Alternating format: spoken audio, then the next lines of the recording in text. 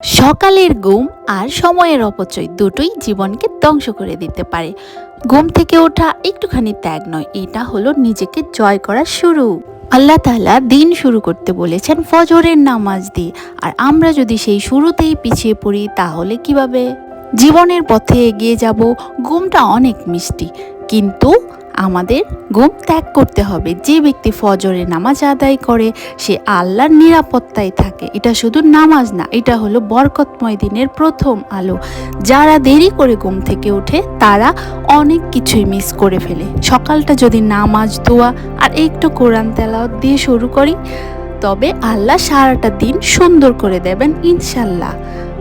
আয়েশা, তুমি যদি ছোট থেকেই সময়ের কদর করতে শিখো তাহলে বড় হয়ে কখনো পথ হারাবে না। সাফল্য, পরিশ্রম আর ইবাদতের মধ্যে লুকিয়ে আছে। নবীজি বলেছেন যে ফজরের নামাজ আদায় করে সে আল্লাহর হেফাজতে থাকে। তাই আমরা কোরআন নামাজ দিয়ে সকলে দিন শুরু করি। লক্ষ্য শুধু আল্লাহর সন্তুষ্টি এবং নিজের উন্নয়ন।